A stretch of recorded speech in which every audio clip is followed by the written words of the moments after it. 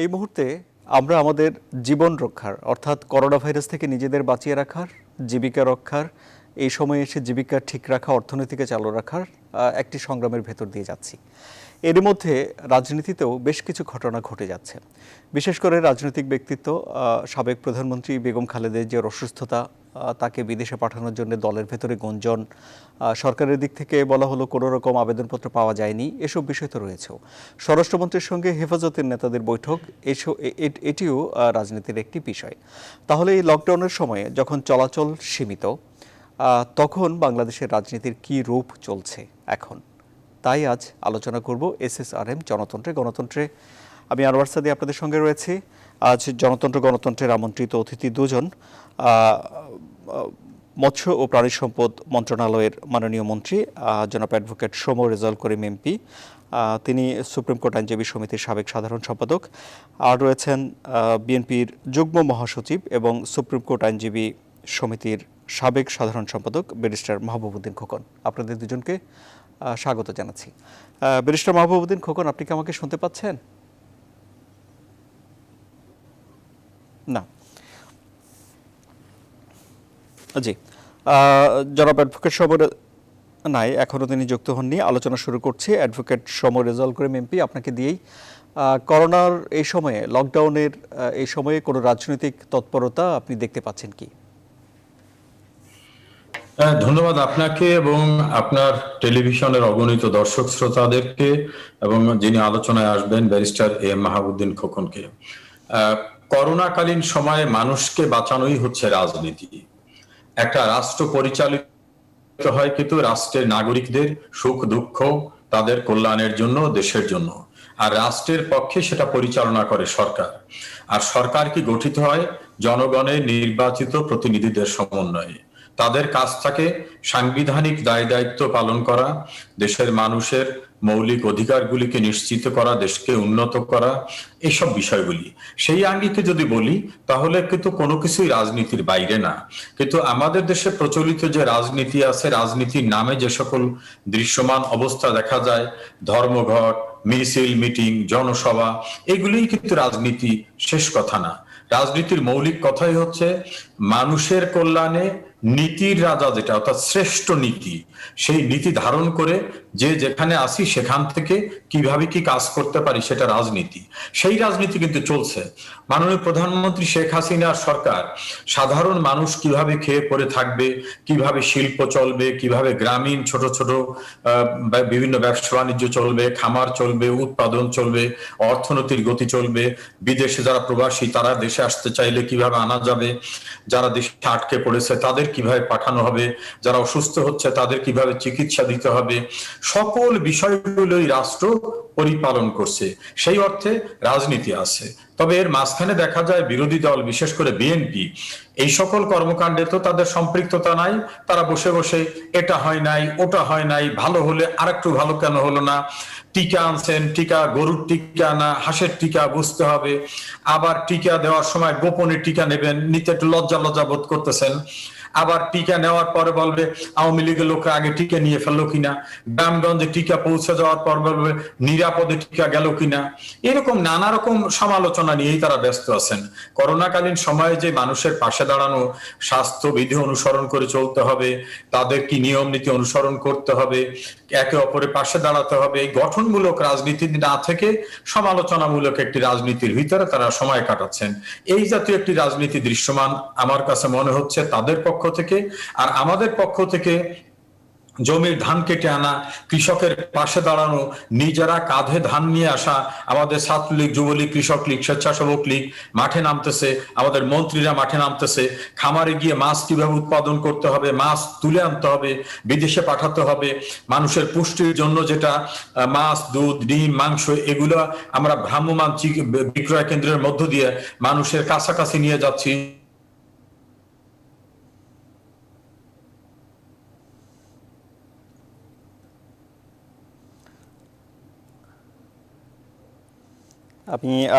আমি আশা করছি জনাব অ্যাডভোকেট সৌম্য রেজাউল করিম এমপি, আমাকে আপনি শুনতে পারছেন আশা করছি। আমাদের সঙ্গে কি ব্যারিস্টার মাহবুবউদ্দিন খোকন যুক্ত হয়েছেন?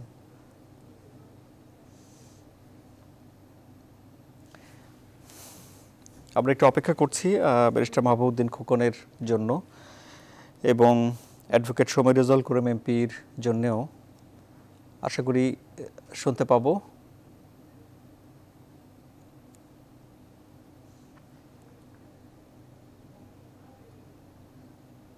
জি, সুপ্রিয় দর্শক, আমরা আজ আলোচনা করছি লকডাউনের এই সময়ে যখন চলাচল সীমিত করে করোনা ভাইরাসের প্রকোপ থেকে মানুষকে রক্ষা করার জন্য একটি প্রক্রিয়া চলছে এবং এই সময়ে এসে সরকারের দিক থেকে সবাইকে সচেতন থাকার জন্যও পরামর্শ দেওয়া হচ্ছে এবং এই সময়ে এই করোনার ঠেকানোর লকডাউনের সময়ে বাংলাদেশের রাজনৈতিক পরিস্থিতি কী সেসব বিষয় নিয়ে আমরা আলোচনা করছি। আমাদের দুজন অতিথি আছেন, জনাব অ্যাডভোকেট সময় রেজাউল করিম এমপি এবং ব্যারিস্টার মাহবুবউদ্দিন খোকন। ইন্টারনেট গোলযোগের কারণে সংযোগ একটু বিঘ্নিত হয়েছে, আমরা অত্যন্ত দুঃখিত। আমরা আশা করছি যে আমাদের দুজন অতিথি কিছুক্ষণের মধ্যে আমাদের সঙ্গে যুক্ত হয়ে যাবেন। জি, জনাব অ্যাডভোকেট সময় রেজাউল করিম, আপনি বলছিলেন। বলছিলাম যে মানুষের যে মৌলিক চাহিদাগুলি, আমি দুঃখিত আমাদের যান্ত্রিক নেটওয়ার্ক প্রবলেমের কারণে। আচ্ছা, আমি ছোট একটা প্রশ্ন জেগেছে মনে, যে আপনি বললেন যে আওয়ামী লীগের কর্মীরা নেতারা ধান কেটে দিচ্ছে, অনেক মন্ত্রী এবং এমপিরাও যাচ্ছে, সেসব ছবি আমরা সামাজিক যোগাযোগ মাধ্যমে দেখছি।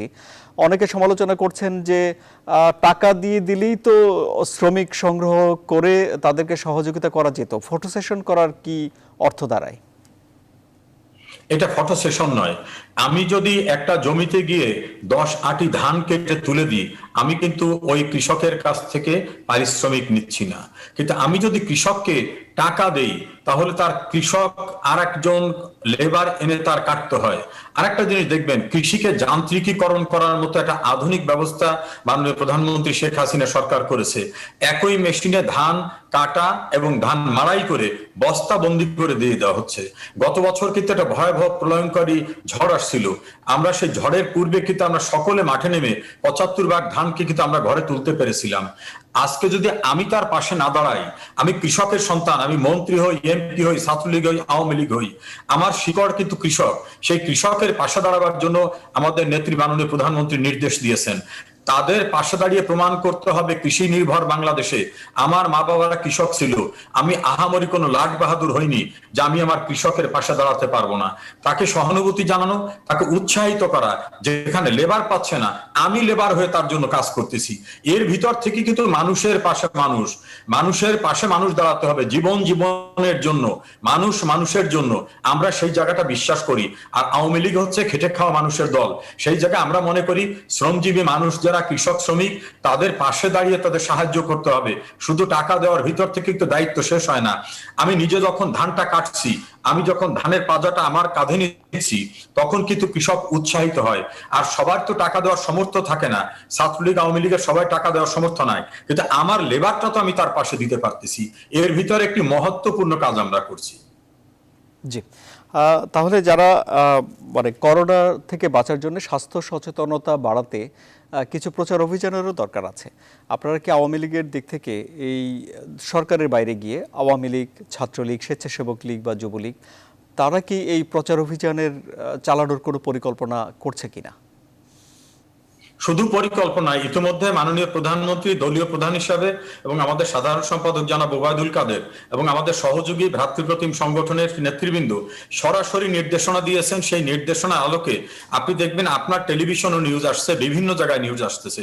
আমাদের কর্মীরা, নেতারা কিন্তু শহরে, যেমন আমার জেলা পিরোজপুরে আজকেও কিন্তু প্রোগ্রাম হয়েছে মানুষকে সচেতন করা, তাদেরকে মাস্ক দেওয়া, স্যানিটাইজ ব্যবহার করা, নিরাপদ দূরত্বে থাকা, কিভাবে চলবেন, অপ্রয়োজনে বাইরে আসবেন না, এই স্বাস্থ্যবিধি অনুসরণ করার জন্য আমরা কিন্তু ফিল্ড লেভেলে, ইউনিয়ন পর্যায়ে, গ্রাম পর্যায়ে পর্যন্ত আমরা কাজ করতেছি। কারণ আমরা মনে করি করোনার চিকিৎসার সবচেয়ে বড় চিকিৎসা স্বাস্থ্যবিধি অনুসরণ করা, বড় চিকিৎসা তার মাস্ক ব্যবহার করা, তার স্যানিটাইজ করা, জনসমুদ্র থেকে তাকে দূরে থাকা, অপ্রয়োজনে বাইরে না যাওয়া এবং তার পুষ্টিকর খাবার খাওয়া, যাতে তার রোগ প্রতিরোধ ক্ষমতা বাড়তে পারে। এক্ষেত্রে সরকারের মতো কাজ করতেছে। আমরা কিন্তু ত্রাণের কাজটা আমাদের দলীয়ভাবে করছি এবং স্বাস্থ্যবিধি যাতে অনুসরণ করে সে কাজটাও কিন্তু আমরা গ্রাম থেকে শুরু করে শহরে আপনি দেখবেন, আজকেও বিকালে দেখলাম আমাদের যুবলীগের কেন্দ্রীয় নেতৃবৃন্দ বিভিন্ন ইউনিটে মিলে তারা বিভিন্ন জায়গায় কাজ করতেছে, মানুষকে সচেতন করতেছে, তাদের স্যানিটাইজ দিচ্ছে, তাদেরকে মাস্ক বিতরণ করতেছে, অন্যান্য ভাবে তাদের কিভাবে কনসাস করা যায় সেই সকল বিষয়ে কাজ করতেছে। অর্থাৎ আমরা সরকারের কাজ করছে, দলীয়ভাবে আমরা দলীয়ভাবে কাজ করতেছি, আমাদের বিভিন্ন জায়গায় আমাদের যারা ভলান্টিয়ার্স তারা কাজ করতেছে, আমাদের কর্মীরা কাজ করতেছে। আমরা মনে করি দেশটা আমাদের সকলের পাশে দাঁড়ানো কর্মীদের দায়িত্ব। প্রধানমন্ত্রী শেখ হাসিনা কিন্তু বারবার বলছেন যে মানুষের পাশে দাঁড়াও, মানুষের ভালোবাসা অর্জন করো। ক্ষমতায় আসা মানে কিন্তু ক্ষমতার ব্যবহার না, ক্ষমতা একটি দায়িত্ব। এই দায়িত্বের জায়গা থেকে দলগত ভাবেও আমাদের মানুষের কাছে দায়বদ্ধতা রয়েছে, কারণ ওই মানুষগুলো আমাদের ভোট দিছে, তাদের পাশে যদি আমরা না দাঁড়াই তাহলে এই কৈফিয়ত কিন্তু একদিন দিতে পারবা না। সে কারণে আমরা দায়িত্ববোধ থেকেই তাদের পাশে দাঁড়াচ্ছি। জি, আপনি বলছেন যে রাজনীতি হলো জনকল্যাণের জন্য, রাজনীতি হলো জনমানুষের জন্য। তাহলে এই মুহূর্তে দায়িত্ববোধের পাশাপাশি সুনির্দিষ্ট রাজনৈতিক কর্মসূচি নিয়ে মানুষকে সচেতন করার জন্য মানুষের পাশে দাঁড়ানো দরকার কিনা, আপনার কি মনে হয়? দেখুন, রাজনীতি হচ্ছে নীতির রাজা। নীতিমালা মানে কি করব সেটার সিদ্ধান্তিত বিষয়। আবার অনেকে রাজনীতি মনে করেন যে রাজার মতো চলাফেরা হচ্ছে রাজনীতি। আর আমাদের মাননীয় প্রধানমন্ত্রী বঙ্গবন্ধু তারা মনে করতেন রাজনীতি হচ্ছে নীতির রাজা, যেটা শ্রেষ্ঠ নীতি। সেই নীতিমালা আমাদের লক্ষ্য রয়েছে। সেই নীতিমালাটা কি? যে এই দেশের মানুষ 30 লক্ষ শহীদ রক্ত দিয়েছে, 14 বছর বঙ্গবন্ধু কারান্তরালে ছিলেন, বঙ্গবন্ধু কন্যা 19 বার মৃত্যুর মুখোমুখি হয়ে তিনি রাজনীতির স্রোত ধরে আছেন। আমাদের নীতিমালা হচ্ছে একটা মানুষ যেন না খেয়ে না থাকে, একটা মানুষ যেন চিকিৎসা অভাবে না ভোগে, টাকার অভাবে শিক্ষা থেকে যেন ঝরে না পড়ে, একটা মানুষ যেন বসত ঘরহীন অবস্থায় না থাকে। বঙ্গবন্ধু কন্যা ঘোষণা করেছেন যে মুজিব বর্ষে একজন নাগরিকও গৃহহীন থাকবে না, সরকারি উদ্যোগে সরকার তাদের জমি সহ ঘর করে দেবে। আবার কোন রকম আধুনিক রাষ্ট্র ব্যবস্থার সুযোগ থেকে যেন তারা বঞ্চিত না হয়, সেজন্য আমরা পরিকল্পনা নিয়েছি যে আমার গ্রাম আমার শহর, শহরে যে বেনিফিটটা পাবে সেই সুযোগটা আমরা তাদের গ্রামেও দিতে চাই। অর্থাৎ গ্রামে আধুনিক রাস্তা থাকবে, গ্যাস থাকবে, বিদ্যুৎ থাকবে, ভালো শিক্ষা প্রতিষ্ঠান থাকবে, ভালো শপিং মল থাকবে, যাতে মানুষ যেন উপজে পড়ে শহরমুখী না হয়। ভালো শিক্ষা প্রতিষ্ঠান থাকলে তার ঢাকা কেন্দ্রিক চিন্তা চেতনা মাথার ভিতর থাকবে না। গ্রামে শিল্প অঞ্চল করে দিচ্ছেন মাননীয় প্রধানমন্ত্রী, 120টা বিশেষায়িত শিল্প অঞ্চল ঘোষণা করেছেন, যাতে গ্রামে শিল্প হবে, গ্রামে লেখাপড়া করে সেখানেই যেন তিনি চাকরি করতে পারেন। অর্থাৎ আমাদের টার্গেটটা রয়েছে যে গোটা দেশের মানুষকে আধুনিক সুযোগ সুবিধা দিয়ে দেশের সর্বত্র উন্নয়ন বঞ্চিত অবস্থা থাকবে না। যে অঞ্চলে উন্নয়ন হয় নাই সেই বৈষম্য দূর করে সম উন্নয়নটাকে আমরা নিশ্চিত করব, সে লক্ষ্যেই কিন্তু আমরা কাজ করছি। যে এই যে আওয়ামী লীগের যে নির্বাচনী ইশতেহারে এবার স্লোগান ছিল যে গ্রাম হবে শহর, করোনার কারণে এই ইশতেহার এই প্রতিশ্রুতি বাস্তবায়ন কি ব্যাহত হচ্ছে? করোনার কারণে কিছু কিছু কাজ স্থগিত হয়ে পড়েছে, কিন্তু কোনোটাই বন্ধ নয়। আপনি দীর্ঘদিনের পুরনো সাংবাদিক, আপনি রিপোর্টিং করেছেন, আপনি আপনার হাউসটা খুব সমৃদ্ধ হাউস, আপনি খোঁজ নিয়ে দেখেন কোন প্রজেক্ট বাংলাদেশে বন্ধ নেই। আপনি কর্ণফুলী টানেলের কথা বলেন, পদ্মার কথা বলেন, অন্য 4 লেন 5 লেনের রাস্তার কথা বলেন, কোনোটাই কিন্তু বন্ধ নাই। কিন্তু বাস্তবতা তো একটা জিনিস আছে, আমাদের যে পরিমাণ লেবার বিনিয়োগ করতে হয় সব লেবার আসতে পারছে না, অনেক লেবার অসুস্থ হয়ে পড়তেছে, অনেক এক্সপার্টরা বিদেশিরা এখানে আসতে পারছেন না, কেউ আসার পর তিনি অসুস্থতা বোধ করতেছেন, অনেক সময় বিদেশ থেকে যে ইনস্ট্রুমেন্ট আসতে সেটা বিলম্বিত হচ্ছে।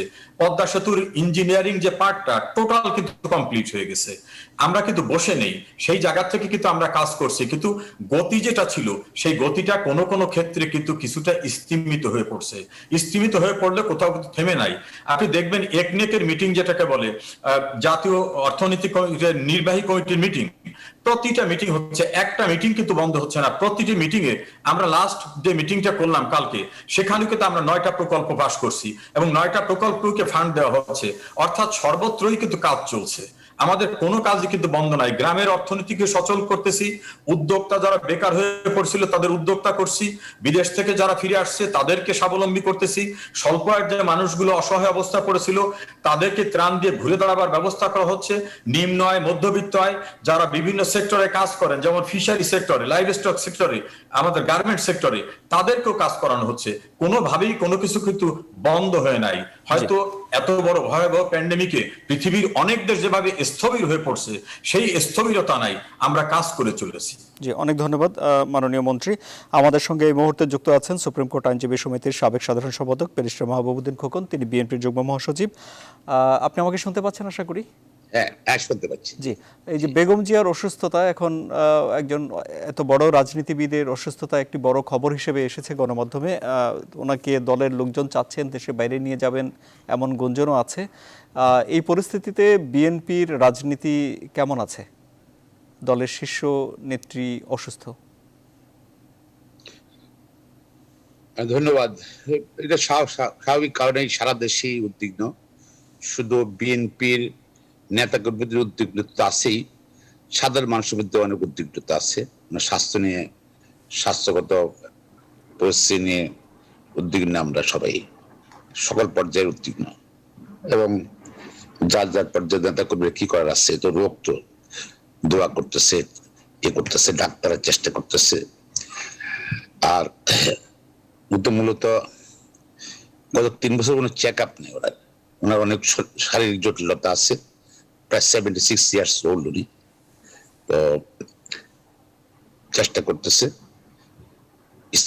স্থিতিশীল আছে বলছি আমরা, কিন্তু ওনার করোনা আক্রান্ত হয়েছে এই বয়সে।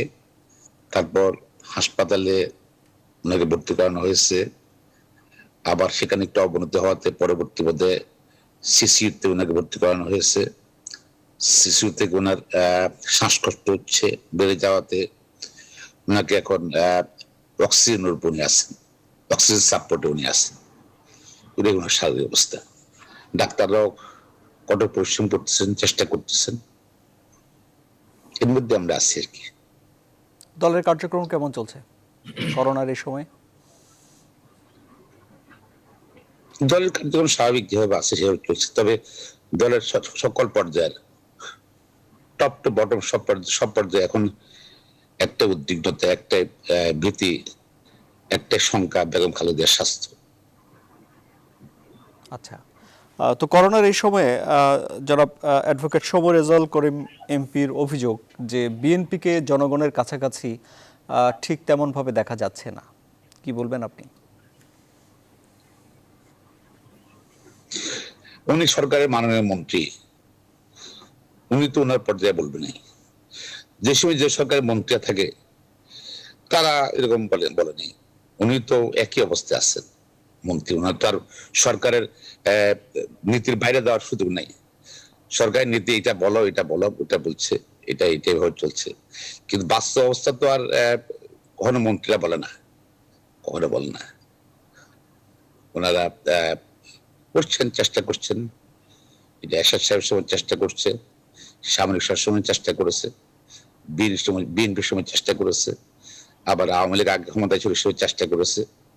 আর অবৈধ সরকার ছিল, ফখরুদ্দিন মঈনুদ্দিন ছিল, তারা চেষ্টা করেছে, ওনারা চেষ্টা করছেন। সবসময় মন্ত্রীরা বলে গেছেন। এখন কোনটা সঠিক কোনটা বেঠিক জনগণের বিচার করবেন। সব সরকারে দাবি করে আমরা সব সমস্যার সমাধান করেছি। তারা এখানে সব সরকার কি চেষ্টা করেছে বলছেন আপনি জনাব ব্যারিস্টার মাহবুব? এরকম সময় রেজাউল করিম সাহেব যেভাবে বলছেন, এবং উনি স্ট্যান্ডার্ড মন্ত্রীর বক্তব্য সবসময় বলে যাচ্ছেন, এখনো বলছেন। সব মন্ত্রীরা স্বাধীনতার পরে সব মন্ত্রী যেভাবে কথা বলেছেন উনি একইভাবে কথা বলছেন। উনি ওনার স্ট্যান্ডার্ডটা ফলো করছেন আর কি। যে সফলতা শুধু সফলতা দেখে, ব্যর্থ কিছু দেখে না। জি, জনাব অ্যাডভোকেট শোভা রেজাউল করিম এমপি, আপনি শুধুই সফলতা দেখেন, ব্যর্থতা দেখেন না, কি বলবেন? না, আমাদের সফলতা সবটা আছে এটা আমরা বলবো না। আমরা বিএনপির মতো অন্ধ না। বিএনপি ক্ষমতায় থাকা অবস্থায় বলছিল 50 বছরে আওয়ামী লীগ ক্ষমতা আসবে না। এইরকম ভাবে কথাবার্তা কিন্তু আমরা বলি না। আমাদের ত্রুটি আছে। যেমন আমাদের ত্রুটিগুলো আমি বলি, আওয়ামী লীগের নেতৃত্বে বাঙালি জাতির ইতিহাসের যা কিছু গৌরবময় অর্জন সব আওয়ামী লীগের নেতৃত্বে হয়েছে। কাজে এদেশের মানুষের প্রত্যাশাও আওয়ামী লীগের কাছে অনেক বেশি। আমাদের যেমন একটি বড় ব্যর্থতা, আমাদের মহান নেতা জাতির জনক বঙ্গবন্ধু শেখ মুজিবকে আমরা রক্ষা করতে পারিনি, এটা আমাদের একটা ব্যর্থতা। আমাদের ব্যর্থতা প্রায় 34 বছর লেগেছে বঙ্গবন্ধুর খুনিদের বিচার করতে, আমরা দ্রুততার সঙ্গে বিচার করতে পারিনি, এটা আমাদের ব্যর্থতা। আমাদের ব্যর্থতা এই দেশে সাম্প্রদায়িক শক্তি মাথাচাড়া উঠে দিয়ে দাঁড়িয়েছে। আওয়ামী লীগকে 75-এ 15 আগস্ট রাষ্ট্র ক্ষমতার থেকে সরিয়ে দেওয়ার পরে এটাকে আমরা ওই সময় প্রতিহত করতে পারিনি। আমাদের ব্যর্থতা রয়েছে, অনেক দুর্নীতি এদেশে হয়েছে, বিভিন্ন সরকার আমলে সকল দুর্নীতির মূলোৎপাটন করতে পারিনি। আমাদের ব্যর্থতা রয়েছে, এখনো বিভিন্ন পর্যায়ে দুর্নীতি হয় না, কথা আমি বলবো না, আমি অন্ধ না, সেই দুর্নীতিকে একেবারে বিনাশ করতে পারিনি। যদিও দুর্নীতি যেখানে হচ্ছে, যেখানে খবর পাওয়া যাচ্ছে, তাদের গ্রেপ্তার করা, আইনের আওতায় আনা। দেখুন বিসমুল্লাহ গ্রুপ, হলমার্ক গ্রুপ, ধরেন মিজান গ্রুপ থেকে শুরু করে ডেস্টিনি, এই যে বড় বড় জিকে শামীম, দেখেন তাদেরকে আইনের আওতায় এনেছি, তাদের বিচারে মুখোমুখি করা হচ্ছে, অনেকের সাজা হচ্ছে। এমনকি আমাদের ক্ষমতাসীন দলের অনেক নেতা কর্মীও কিন্তু গ্রেপ্তার হচ্ছে, বিচারের মুখোমুখি হচ্ছে। আমরা যে সুশাসনটা, যে গণতন্ত্রটা উপহার দেওয়ার জন্য প্রতিজ্ঞাবদ্ধ ছিলাম, সেগুলো দিতে পারিনি, এটা আমাদের একটা ব্যর্থতা। তবে তার কারণও রয়েছে। 75-এ 15 আগস্ট বঙ্গবন্ধুকে হত্যা না করলে হয়তো এতদিন বাংলাদেশ আধুনিক, উন্নত, সমৃদ্ধ দেশ থাকতো। আজকে বাংলাদেশের গণতন্ত্র চূড়ান্তভাবে প্রাতিষ্ঠানিক রূপ লাভ করত। এই দেশে বিচারহীনতার সংস্কৃতি থাকতো না। এই দেশ বিশ্ব ব্রহ্মাণ্ডে একটা অন্যরকম রাষ্ট্রে পরিণত হতো। সেটা আমরা করতে পারিনি। তার ভিতরে পেরেছি, উন্নয়নশীল রাষ্ট্র থেকে আমরা আরো এগিয়েছি, আমাদের গ্রাজুয়েশন হয়েছে। আজকে বিশ্বের বুকে আমরা উন্নয়নের রোল মডেল।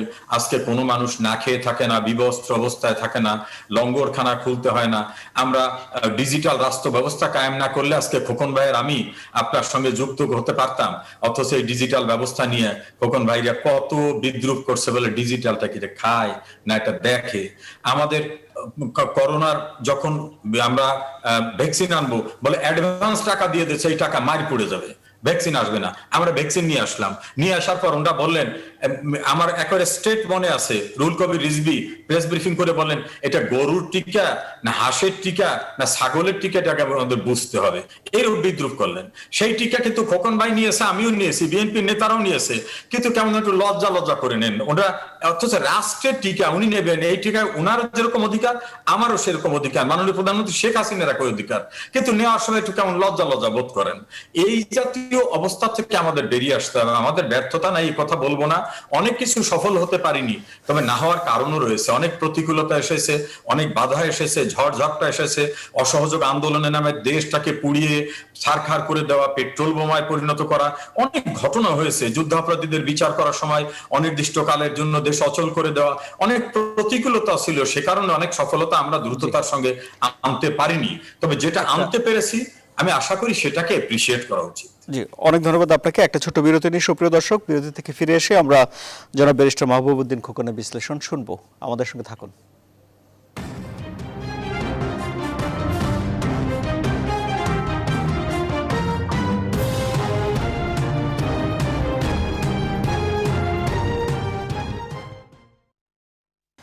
আবারও স্বাগত। আপনারা দেখছেন SSRM জনতন্ত্র গণতন্ত্র। আমাদের সঙ্গে রয়েছেন জনাব অ্যাডভোকেট সৌম্য রেজাউল করিম এমপি, তিনি মৎস্য ও প্রাণী সম্পদ মন্ত্রণালয়ের মাননীয় মন্ত্রী।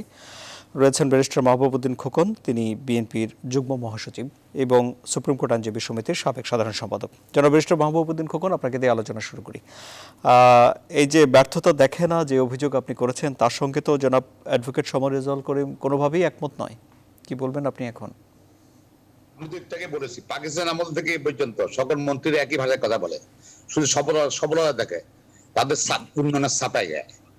সৌম্য করিম সাহেব তো, উনি তো লয়ার মানুষ, ভেরি ইন্টেলিজেন্ট মানুষ, উনি কিন্তু ফরম্যাটের বাইরে, ওই গাইডলাইনের বাইরে উনি আর কোনো কথা বলেন না। বলছি তো ব্যর্থতার কথা বললাম তো। আচ্ছা, হ্যাঁ, উনি সাম্প্রতিক বর্তমান সিচুয়েশনের পরিস্থিতিতে কি সরকারের পারেন নাই সেটা বললেন না। উনি কিন্তু শুধু বলে গেলে চাপে গিয়ে গেলে সরকারের পক্ষে। আমি আজকে কিন্তু এত ভিতরে করতে চাচ্ছি না, মানসিকতা আমাদের ওরকম নাই যে বেগম খালেদার এই অসুস্থতার সময় তাহলে ইয়ে নাই, অন্য সময়ের মতন কথা বলতে চাচ্ছি না। দুই একটা কথা বলতে চাই। প্রথমত হলো যে দেশ উন্নত দেশে হয়ে যাচ্ছে, সবাই বক্তব্য দিচ্ছেন, তো উন্নয়নটা কার হচ্ছে? কিছু লোকের সম্পদ হিসাব করে সাধারণ সম্পদের গড় হিসাব করে লাভ নেই। যে দেশে এখনো কোটি কোটি শিক্ষিত লোক বেকার, চাকরি নাই, চাকরি জায়গাও নাই, সরকারি ক্ষেত্রে এত নিয়োগ নাই, বেসরকারি শিল্পায়ন নাই, জীবনজীবী নির্বাহের জন্য উচ্চশিক্ষিত ছেলেরা নৌকা দিয়ে থাইল্যান্ডে যেতে চায়, নৌকা ডুবিতে গ্রেপ্তার হয়, নৌকা ডুবিতে মানুষ মারা যায়। তারপর লিবিয়া থেকে শিক্ষিত ছেলেবেলা বিদেশ যাইতে চায় জীবন জীবিকার জন্য। আমরা উন্নত দেশে চলে আসছি, এটা একটা হাস্যাস্পদ না? এবং জিকে সাহেবের সম্পদ 400-500 কোটি টাকার সম্পদ হিসাব যদি গ্রামের একটা এমএ পাস করছে বা বিএ পাস করছে বা ইঞ্জিনিয়ারিং পাস করছে বেকার যুবকের সম্বন্ধে অ্যাভারেজ করেন, তাতে হবে না। আমাদের উন্নয়নটা কি?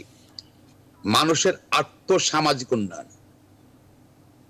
কিছু লোক, আমার বাড়ির পাশে খুব ধনী লোক আছে, আমার কিছু আসে যায় না। আমার কি আছে? আমার গ্রামের মানুষের কি আছে? আমার কৃষকের কি উন্নয়ন হচ্ছে? আমার কত লোকের, কত শিক্ষিত লোকের, অশিক্ষিত লোকের, আধা শিক্ষিত লোকের, অশিক্ষিত চাকরির সংস্থান হয়েছে এবছর। সেটা হলো উন্নয়ন, সেটা নাই। গ্রামীণ অর্থনীতি চাঙ্গা, এটা আমাদের রাষ্ট্রের কোন ভূমিকা খুব একটা নাই। এটা হলো প্রায় 100 কোটি মানুষ দেশের বাইরে থাকেন, তাদের গ্রামে তাদের আত্মীয় স্বজনকে টাকা পাঠান, রেমিটেন্স পাঠান। তারা সেইটা 4 টাকা দিয়ে ভাত খায়, মাছ খায়, মাংস খায় বা ফল খায় বা আত্মীয় স্বজনের সাহায্য করে। গ্রামীণ অর্থনীতি চাঙ্গা। সরকারের ওখানে ভূমিকা আছে কিছু লোকরে বিজিবি কার্ড দেওয়া, কিছু লোক, তাও আবার মেম্বার সাহেবের সঙ্গে মেম্বার চেয়ারম্যান পিছু পিছু ঘুরতে হয়, গরিব মানুষগুনা। সেখানে তারা যাকে পছন্দ করছে তাকে দিচ্ছে। এখানে তো আছে দল প্রীতি তো আছে, দলবাজি তো আছে। এটা হইলো আত্মসামে। আর সরকারের কাছে কোনো পরিসংখ্যান নেই আসলে। সরকারের কত বেকার আছে, শিক্ষিত, আধা শিক্ষিত, অশিক্ষিত, সেই পরিসংখ্যানটা নাই। 1 বছর 2 বছর আগে, 1 বছর আগে দেখলাম দেশে নাকি 28 লাখ বেকার আছে। 28 লাখ তো, আরে 5 কোটি 6 কোটি মহিলাই তো বেকার। কোন কর্ম সুযোগ করে দিয়ে পারছি? প্রতি বছরে একটা বিসিএস পরীক্ষার মধ্যে 4000 লোক, 4000 নেবে বিসিএস অফিসার, অ্যাপ্লিকেশন করে 4 লক্ষ 5 লক্ষ, 4000 চাকরি হয়, বাকিরা কোথায় যায়? সে কখনো চিন্তা আছে? আজকে আমি প্রায় বলি একটা, রাজকর্মচারীরা সুখে আছে। রাজকর্মচারী অর্থাৎ মাননীয় প্রধানমন্ত্রী থেকে মাননীয় মন্ত্রী, সচিব বা সরকারি কর্মকর্তা, পিয়ন, চাপরাশি পর্যন্ত তাদের বেতন দ্বিগুণ। তারা বেতন পাক, অসুবিধা নেই। দেশের যে অবস্থা, আর্থিক আপনার দ্রব্যমূল্য অবস্থায় বেতনটা তো ঠিকই আছে। পিয়ন, সরকারি পিয়নও 30-35 হাজার টাকা, 30,000 টাকা চাকরি বেতন পায়। আর পাশাপাশি দেখেন একটা ছেলে বা মেয়ে এমবিএ পাস করে 10,000 টাকা বেতনে চাকরি পায় না। এটা কোথায়? উন্নয়নের সোয়াগ ওর কাছে যাচ্ছে। রাজকর্মচারীর সুবিধা বুঝি তারা যাচ্ছে, তাই হচ্ছে। আসেন উন্নত দেশে চলে যাচ্ছি আমরা, খুশির ব্যাপার, শুনতে ভালো, সাউন্ডস গুড, শুনতে ভালো লাগে। কিন্তু আমাদের ঠিক ভ্যাকসিন কেনার টাকা নেই। ইউরোপীয় ইউনিয়ন থেকে গত বছর আমরা ধার নিয়েছি, ঋণ নিয়েছি, ওয়ার্ল্ড ব্যাংক থেকে ঋণ নিয়েছি। আমরা ধনীর লোক, ওষুধ কেনার টাকা নেই। দেখেন আমরা ধনী দেশ। এবং আবার সে লোনের টাকা কিছু পড়েছিল বিমানবন্দরে 8 মাস আইসিইউ পড়েছিল, এটার কোনো মাপ নেই। এটা সরকার আছে বলে মনে আছে, দায়িত্বশীলতা, কমিটমেন্ট। বিকজ সরকারি কর্মচারী বেশিরভাগই, আমি সবার কথা বলবো না, বেশিরভাগই দক্ষতা, সৎ, ওদেরকে অগ্রাধিকার দেওয়া হচ্ছে না দায়িত্বে, মূল দায়িত্বে। এখানে দলীয় দলপ্রীতি, এখানে যার জন্য ইফিসিয়েন্ট অফিসাররা কিন্তু উপরে আসতে পারছে না। থানার ওসি বলেন আর সরকারি অফিসার, সচিব বলেন বা deputy secretary, assistant secretary, additional secretary, whatever, SP বলেন, দলের এখানে আমাদের এই অবস্থা। আপনার এবং ভ্যাকসিনের যে টাকা করতেছি আমরা, সাহায্য করতেছি, আমরা ঋণ খুঁজতেছি, এই হলো আমাদের আর্থিক অবস্থা। আমরা ধনী দেশ, ধনী হয়ে যাচ্ছি, ওষুধ কেনার টাকা নেই। আর প্রথমে আমি একটু কথা বলছি, মাননীয় মন্ত্রী উনি একজন আইনজীবী, আপনার বোধহয় উনি সুপ্রিম কোর্ট বার সেক্রেটারি ছিলেন আমার আগে। মাহবুবুদ্দিন খোকন, আমরা অনুষ্ঠানের শেষ দিকে আছি। আচ্ছা, তো আমি যেটা ভারতের, ঠিক আমরা ভারতমুখী হয়ে গেছি। ভারতের একটা ইনস্টিটিউট থেকে চুক্তি করেছি, সরকার চুক্তি করলো না কেন? জি, আপনার সরকারের আপনার এই পক্ষে চুক্তিগুলো প্রশ্ন নিয়েই আমরা অনুষ্ঠানের একদম শেষ দিকে আমি জনাব অ্যাডভোকেট সমীর রেজাউল করিম সাহেবের কাছে একটু যেতে চাই। এটা শেষ করে নি একটু একটা মিনিট।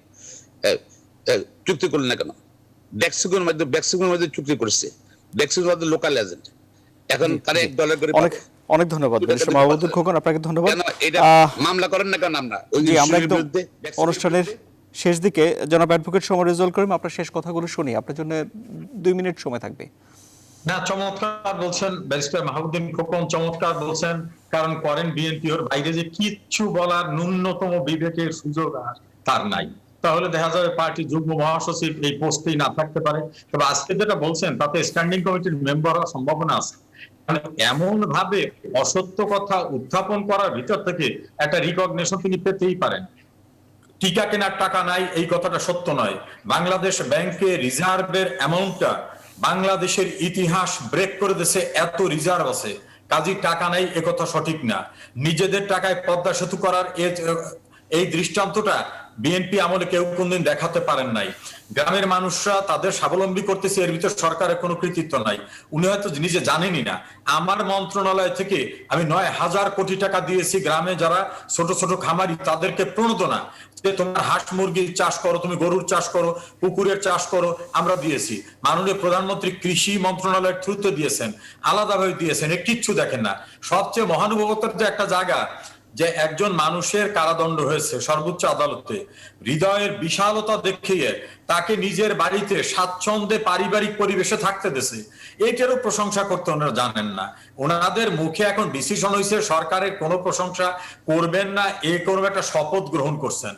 আজকে কি কোনো অভাব আছে বাংলাদেশে? টিকার অভাব আজকে সাময়িকভাবে ভারত টিকা দিতে পারে নাই, কারণ সেখানে ভয়াবহ প্রলয়ঙ্করী আকার ধারণ করছে কোভিডের, তারা দিতে পারে নাই। আমরা চীনের সঙ্গে, রাশিয়ার সঙ্গে রেজিস্ট্রেশন বন্ধ করে দিয়েছেন, রেজিস্ট্রেশন বন্ধ করে দিয়েছেন, টিকা আনার ব্যবস্থা করা হচ্ছে। কখন ভাই আপনিও টিকা নিয়েছেন, আপনার দলের লোকরা নিয়েছে, আপনার ম্যাডামও নিয়েছে। এই টিকাগুলো কিন্তু শেখ হাসিনা সরকার এনেছে, এবং টিকা আনার পরে কাউকে কিন্তু টিকার রাষ্ট্রের টাকা, আওয়ামী লীগের টাকা না, আওয়ামী লীগের টাকা না, টিকা দেওয়ার সুযোগ করে দিয়েছে। আরে রাষ্ট্রের টাকা, আমি তো রাষ্ট্রের টাকা বলছি। প্রথম দিকে আপনারা বলছিলেন আওয়ামী লীগের টিকা, ছাগলের ফুলকপি বীজ বলো, এটা আওয়ামী লীগের ফান্ড নাকি? এটা এখন আপনারা নিছেন, আপনারা ছাগল না আমরা ছাগল। মন্তব্য করার আগে একটু হিসাব করে করতে হয়। এটা তো আপনার দলের প্রেস ব্রিফিং যারা করে, আপনারা কথা বলছি না। আর সময় নিয়ে অনেক ধন্যবাদ জনাব অ্যাডভোকেট সমীর রেজাউল করিম এমপি, জনাব ব্যারিস্টার মাহবুবুদ্দিন জনতন্ত্র গণতন্ত্র। সুপ্রিয় দর্শক, আরো খবর ও বিশ্লেষণ জানতে আপনারা ভিজিট করুন www.news24bd.tv।